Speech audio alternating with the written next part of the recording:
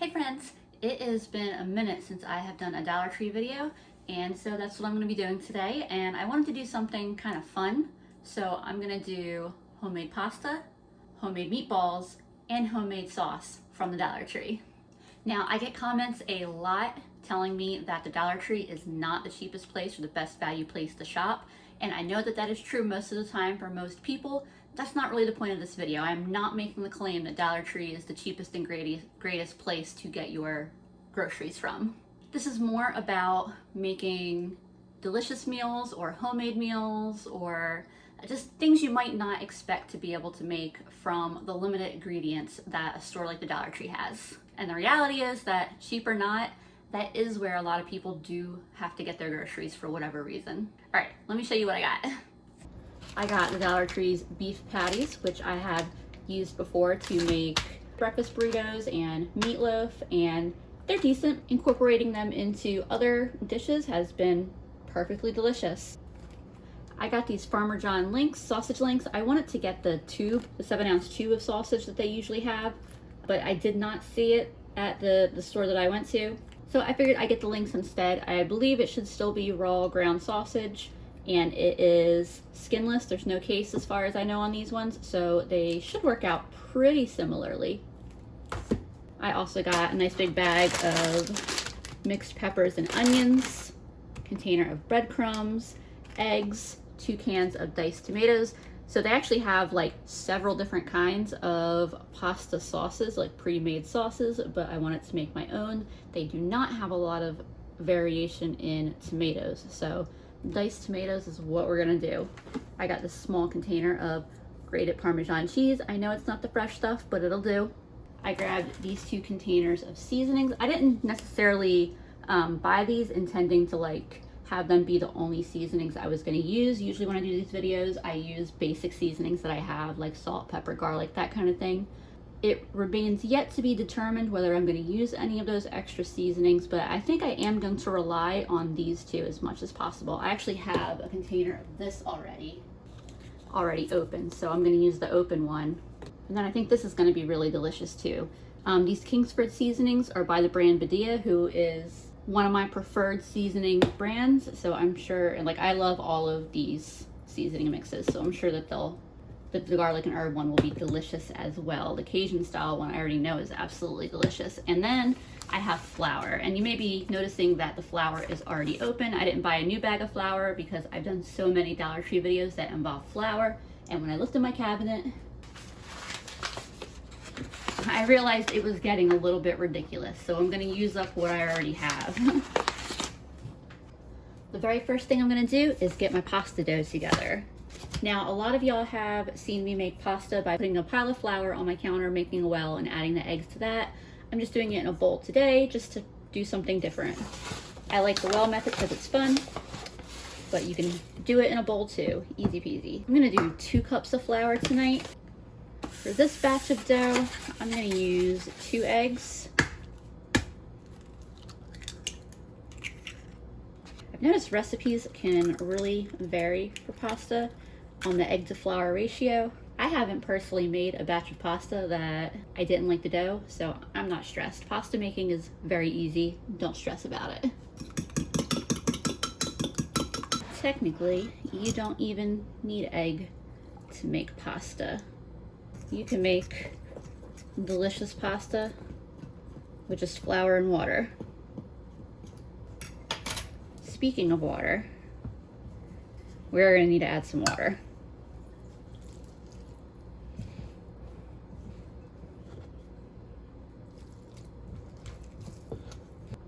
All right, all the flour has been absorbed into the ball of dough.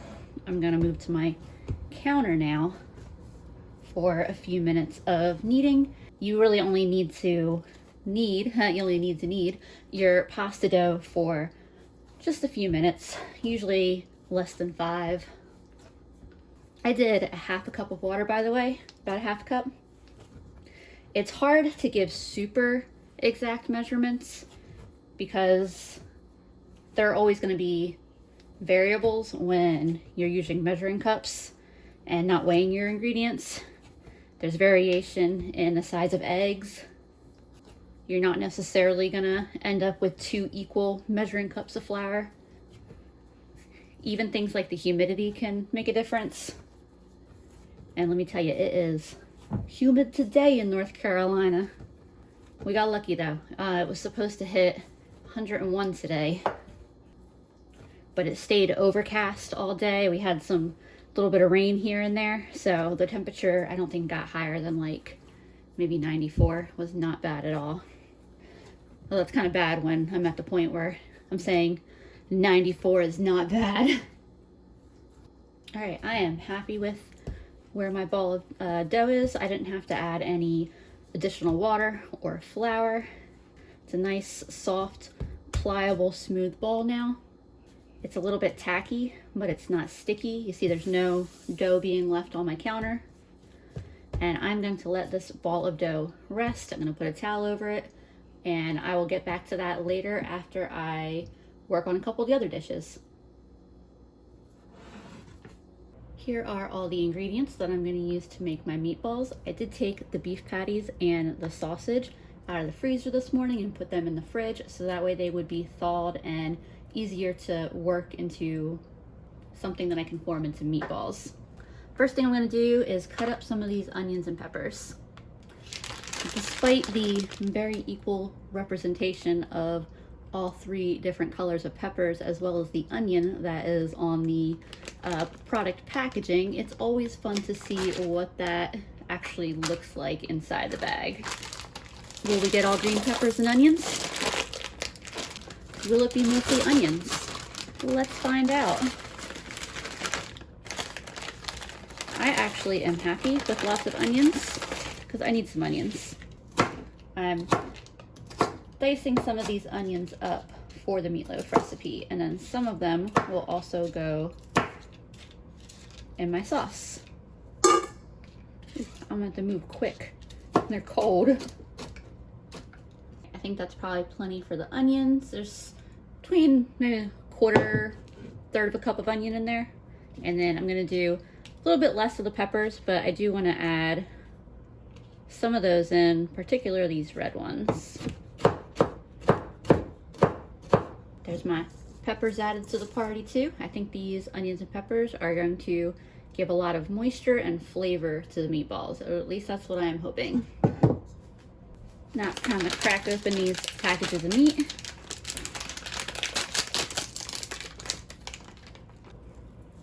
Two patties. Now the last time I used those patties, I got a lot of comments saying that they looked gray. I don't know if that was just my camera, how they showed up on video or what, but I can tell you these are not gray. They're not the, you know, the lovely fresh pink of fresh ground beef, but they are also not any kind of unappetizing gray color. Here are my sausages, and they are exactly what I was hoping for. They are just ground sausage rolled into little links.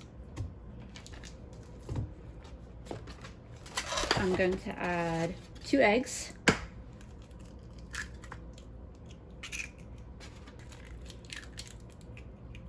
I'll add all these eggshells to my compost bin. I used to just do a pretty basic compost pile in my backyard, but I'm in a buy nothing group and somebody was giving out 3 compost bins, like actual plastic bins, and so I grabbed one of them. I'm not measuring the breadcrumbs. I'm aiming between 1/4 and 1/2 cup. The same goes for the Parmesan.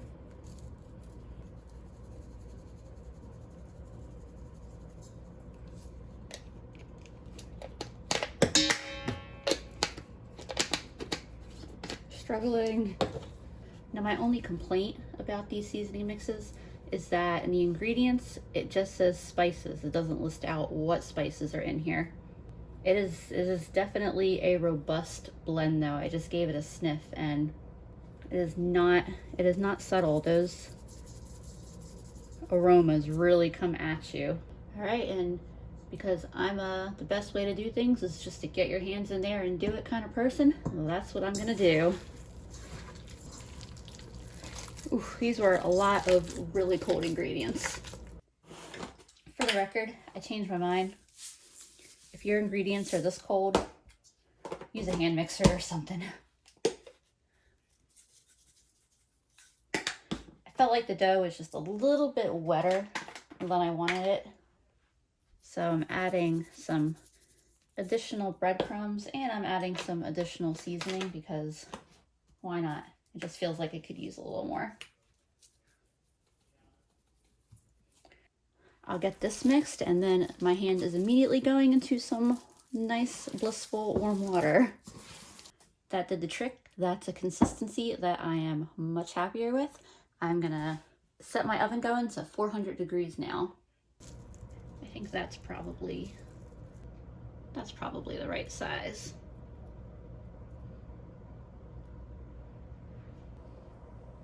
I was thinking earlier with the little specks of color from the peppers, it kind of makes me think a little bit of fruitcake.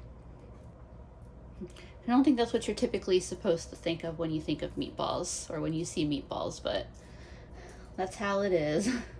I've got these things individually portioned into actual meatballs.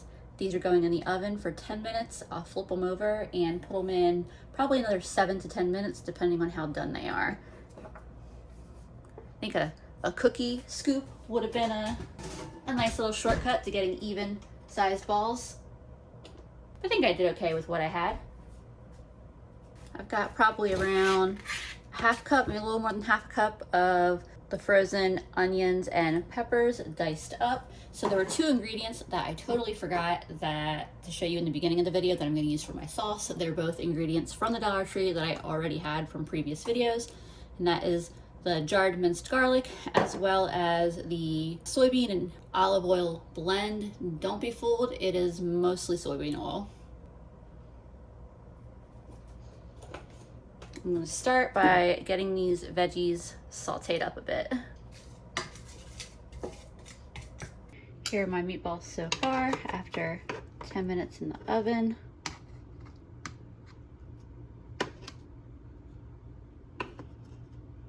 I think they could actually go in for a couple minutes longer before I try flipping them. I left them in for another 5 minutes, so it was actually 15 minutes. I think 400 may have been a little bit low. I should have set the temperature to at least 425. They're starting to brown on the bottom. So I've got the temperature bumped up to 425 now, and these will go in for at least 5 more minutes. My onions and peppers are looking pretty good here. The thing with those frozen ones is they always drop a lot of water at first when you put them in the pan, but then after a few minutes, they get some nice color on them.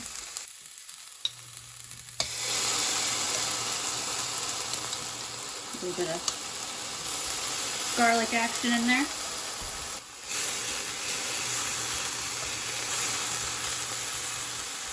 Make sure not to burn your garlic. It's a little bit harder to burn the jarred stuff than the fresh, since the jarred stuff is, sitting, soaking in liquid.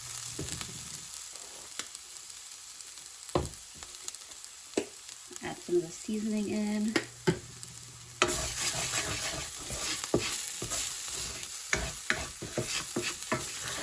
And let's get those tomatoes in.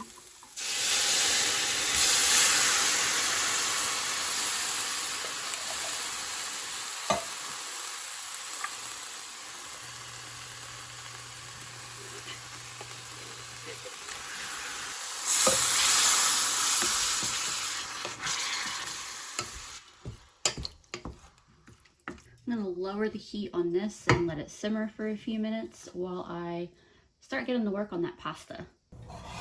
I gave my counter a fresh wipe down just in case any of the meat or egg splashed onto the counter. Got my ball of dough.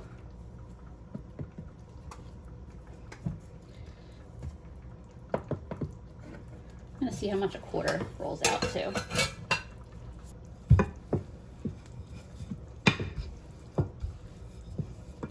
If you have a pasta machine, that is of course the easiest way to do this. I'm also at a little bit of an awkward angle with where I've got the stand for my camera. Someday I should figure out how to make like a hanging mount over my whole counter and stove here that just swivels around.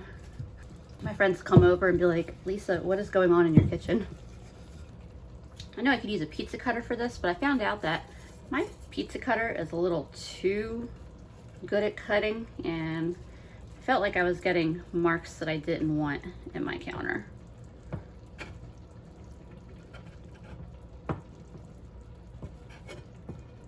Okay, this isn't too bad.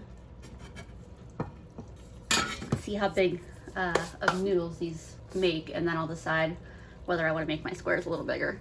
So for Christmas, I got a little gnocchi board, and you can also use it to create a pasta called garganelli.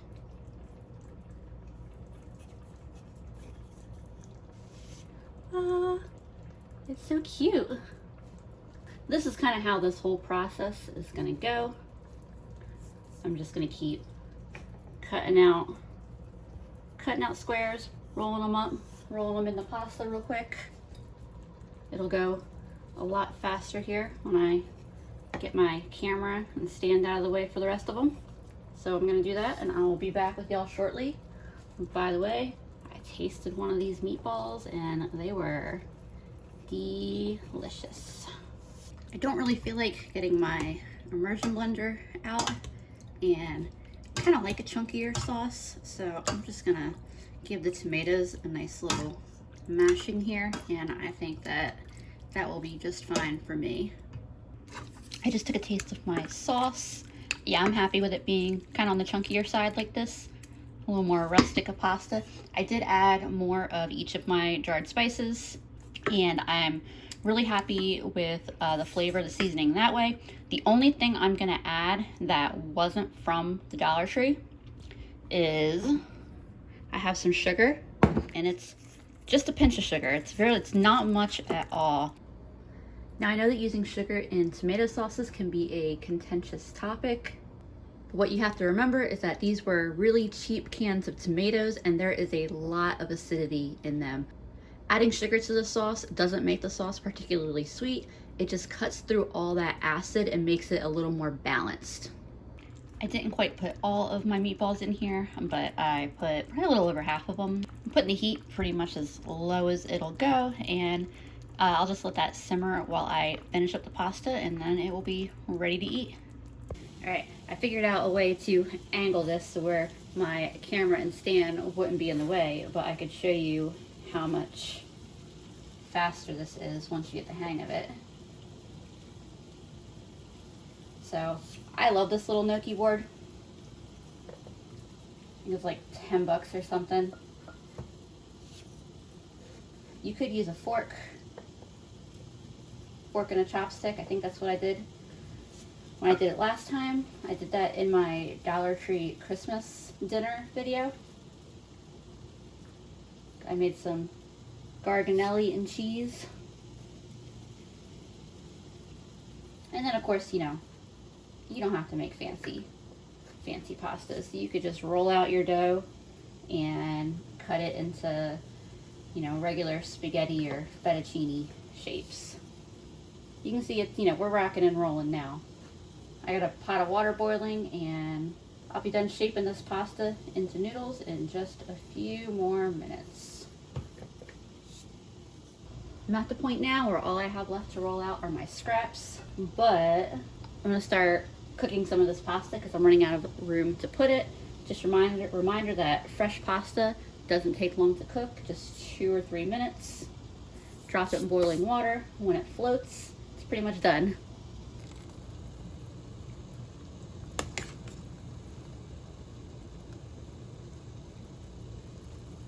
If I was still heating up my pasta sauce, a little bit of this starchy water would probably be a nice addition. I'm so excited about these noodles. They held their shape really well, but they're very light and thin. They're not real thick.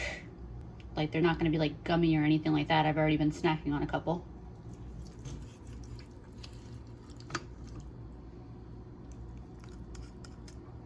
I think I definitely should add a little bit of pasta water to the sauce, but that's okay.